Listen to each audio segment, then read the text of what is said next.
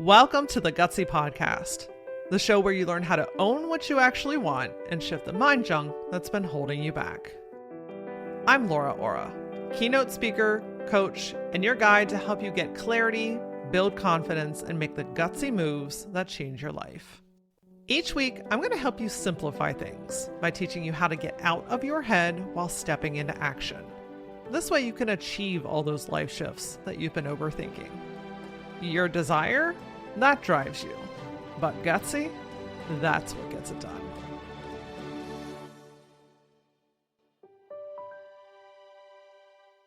Finding the right coach to help you with your life, your business, your career, your health, or whatever other transition that you are experiencing, it's a tricky process.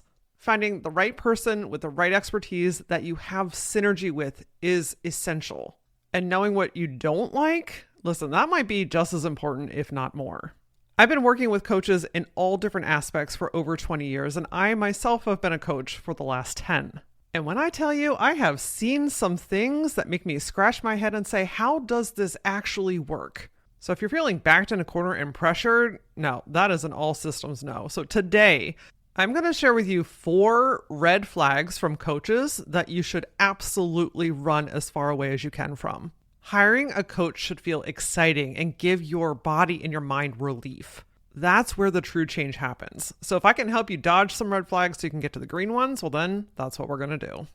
This is probably a good time to clarify the type of coach that I am as well. The 3 main groups that I tend to serve the most and the best are women at transitional points in their life, leaders that are carrying too much weight and are needing to make a transition, and entrepreneurs that are either starting or growing their business.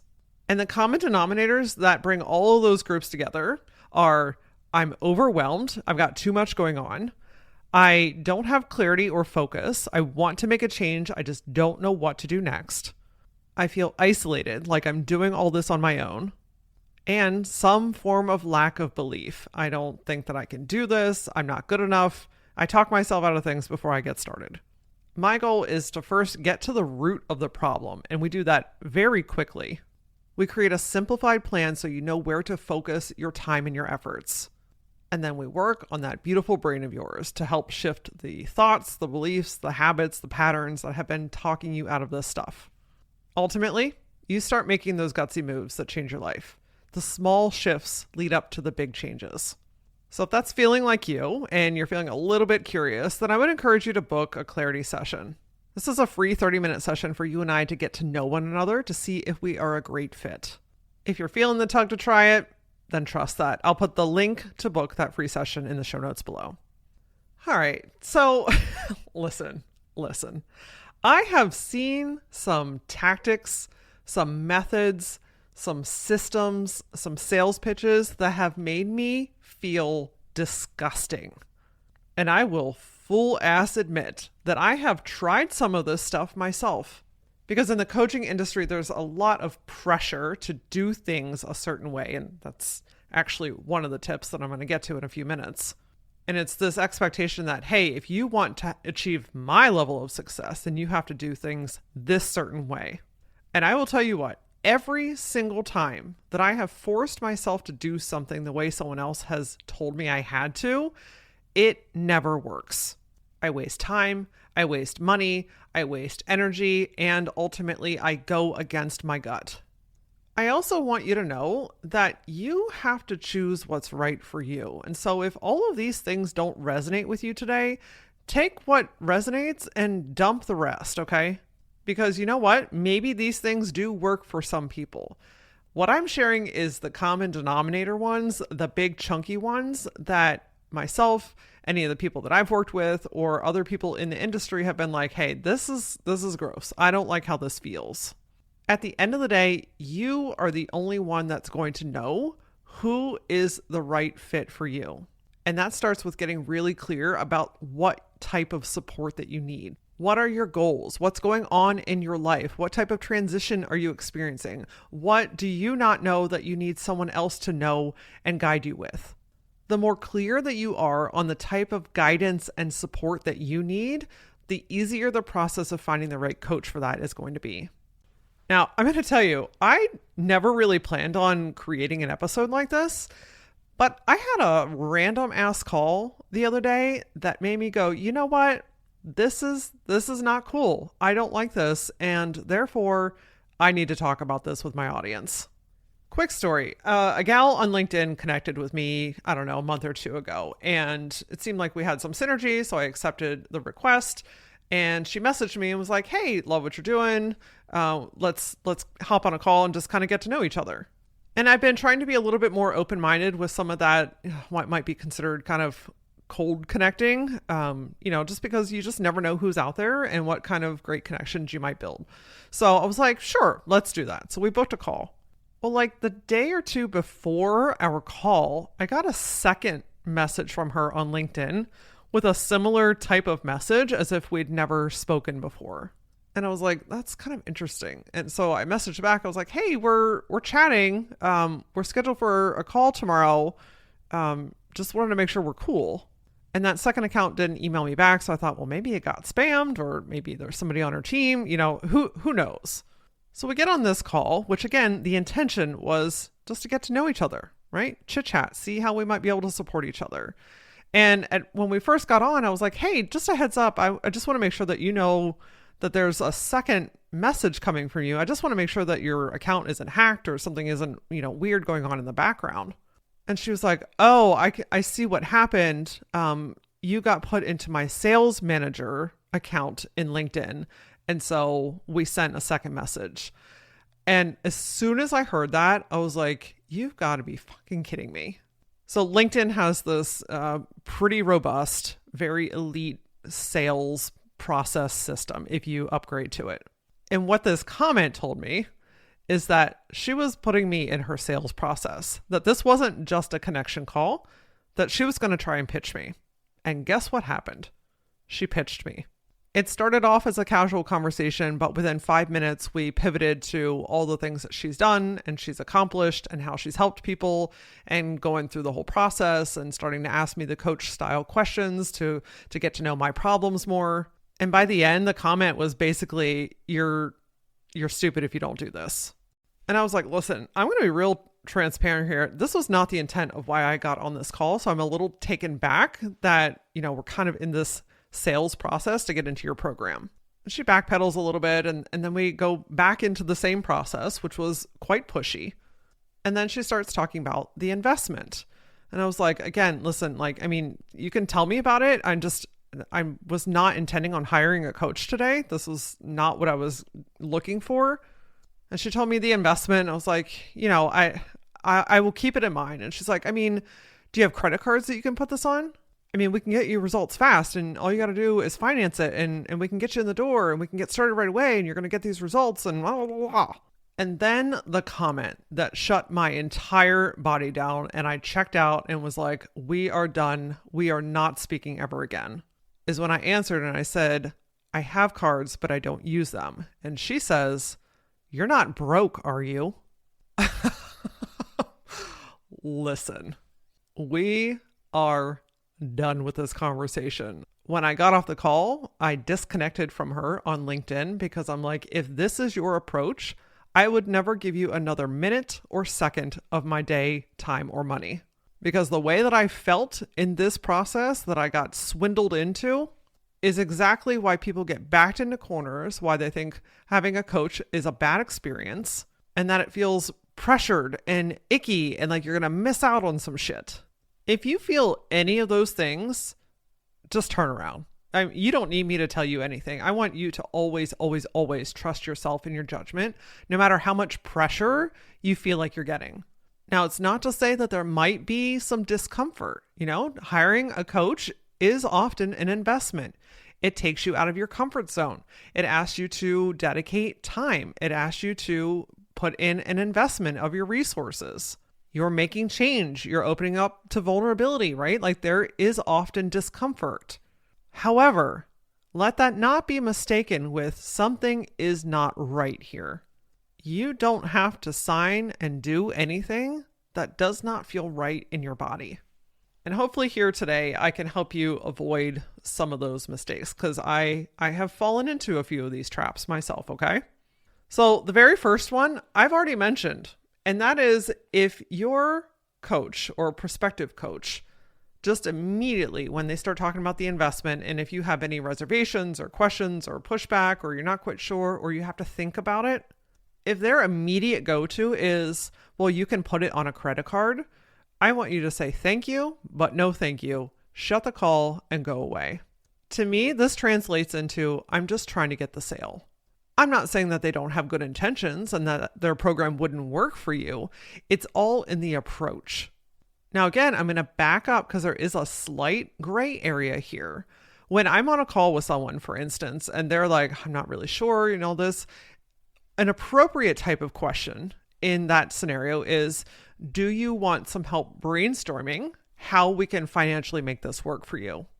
And if your answer is, yeah, let's do that because I'm not really sure. Because sometimes, again, when you go to make this investment or you're taking this step for yourself, maybe this is the first time you've invested in yourself in a really long time, maybe if ever, you're gonna be met with some resistance. And sometimes the body wants to lock up, especially if you've had financial trauma in your life.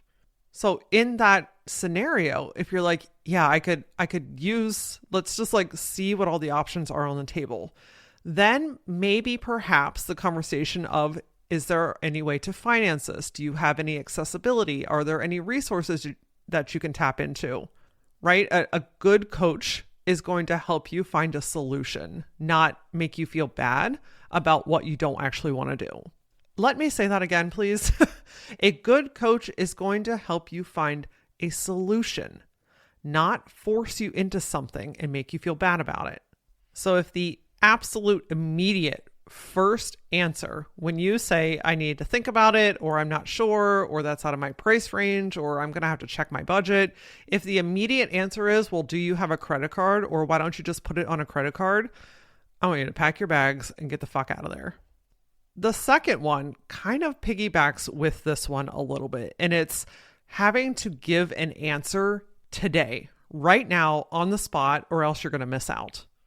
This gives me such that, but wait, call now type of mentality and the fear of missing out. And you've got to sign right now. And if you don't do this, you're going to miss out on this promo or this special, or your spot's going to be taken. Oh, that's one of my freaking favorites is, well, I only have 3 spots available. And if you don't take this right now, it could be taken today. FOMO, fuck it. You're not missing out on anything that didn't belong to you. And again, if you're getting backed into a corner, if you're feeling pressured, if you're feeling pushed, if you're feeling anxious about making this investment, friend, that's your no. You don't need any other reason other than that. Working with a coach is a very intimate process. You have got to have synergy. You've got to feel good going into this. It's okay to be nervous. That's not the same as feeling pressured and scared. And if someone is forcing you to make a decision on the spot, then that's something that you're going to have to evaluate if that's the right move for you or not. Now, sometimes there really are urgent deadlines, like something actually happening. So for instance, if there's a conference that you're considering going to and it's happening next Thursday and Friday and it's Tuesday, okay, if you're on a call with somebody to see if this is the right move for you, the conference is happening in a couple days, so you have to make a decision. Or if a coach or a consultant is hosting an online event and it's happening on a Thursday night and it's Monday, you got to make a decision because the event's going to happen whether you're there or not. But when you're hiring a coach, chances are you're stepping into something, right? Again, you're at a transition, you're making a change, you want to expand in an area of your life or your career. The pressure of time is not usually as big of a factor. And so if you're on the call with this coach and all of a sudden that urgency does become a factor, again, you've got to use your own discernment here. But I just want you to know that if you're feeling pushed to make a decision when you're not ready, my friend, you're not ready. Any great relationship is going to honor that you need a second to think about it. And so your responsibility in this section is to say, I need to sleep on it. I need to check my schedule. I need to look at my budget. I need to see if I have the capacity for this right now, right? Like if you're making an investment in a coach, you have to feel good about it in all ways. It has to be able to fit into your life. Because if it doesn't, you're not going to do the work. If you don't do the work, you're not going to get the results, and then it's going to feel like a bad investment. And if somebody cannot honor that you need to sleep on it or that you need a day or two, my friend, pack it up, out the door. The third red flag that I want you just to keep all eyes open for is the my way is the only way approach. If you want to achieve my specific results, you have to do this in my specific way. If the coach that you are looking to hire is basically creating copycats of what they are doing and creating, that's probably not going to work out for you. And that's because there's just so many different variations and fluctuations of time, of experience, of logistics, different types of audiences and brand tones and life experiences. I mean, there's just so many different factors. And when we're just trying to copy, paste, and repeat, it rarely works out for the long run. Now, there can be some systems and processes, some technical types of things that can be beneficial to learn. For instance, I mean, if somebody is teaching you how to use a new app for your business, I mean, the app is the app, right? Like there's some strategic, black and white, fundamental ways to use it. But where the difference comes in is your own personal flair. How can I take this information, this blueprint, and then infuse me into it? I'll give you a quick example. There's a lot of coaches that can teach you how to use social media, how to grow your following, how to grow your business. I mean, one quick search on any search engine and you're going to find a bajillion. There are some core details and information about creating social media and getting attention and attracting the right audience and knowing who that audience is. That's really, really helpful to learn. But if a coach is going to tell you how to create content and they're asking you to repeat what they are doing without taking any consideration of who you are, what your tone is, how do you magnetize out into the world, how do you want to be seen, how do you want to be received, if there's no you in it, there's no you in this process. I've learned the fundamentals of social media as much as I need at this point. But where the real magic happens, where I gain more followers, where I find new listeners of the Gutsy Podcast, where I invite more women into the Gutsy Collective, is when I infuse me, my tone, my methods, my personality. That's what attracts my right clients. If I try to create my videos like someone else does, which I have, by the way, just spoiler alert, it doesn't work. The views are low, my energy's low, I don't want to do it, I procrastinate on it, it doesn't work. The best coach-client scenario is where they are helping you to fill the gaps. They're teaching you the things that you don't know. They're helping you to shorten your learning curve. They're helping you to see the things that you don't see. How can I streamline this? How can I expedite this? How can I be more efficient with this? And they are helping you find you, to infuse yourself in this scenario. If they made 7 figures last year creating courses, and you don't want to create courses, but you want to achieve 7 figures, that might not be the right coach for you. They're going to teach you their methodology in building and selling courses. See what I'm saying here? So if it's a my way is the only way style, this is an opportunity to really stop and say, does this feel exciting to me? Does this feel alive in my body? Does this give me time and space to really infuse and maybe even find and discover what my own style with this framework is? All I'm saying is make sure that there's an opportunity to learn something, but also do it your way. Last red flag, I mean, there could be a lot more, right? But these are, again, the primary ones that I see that I really want you to just take a moment to digest and ask yourself, is this the right fit for me? And that last one is if there's no way out. There's no way to modify what you're doing. There's no way to cancel if it's no longer the right fit. If you are signing your life over like Ariel did to Ursula, like if you're just signing it over and you're giving up a big part of yourself with no option out, friend, you've got to feel 1000% aligned with moving forward with this person. And here's why I say this. Sometimes things just don't work out.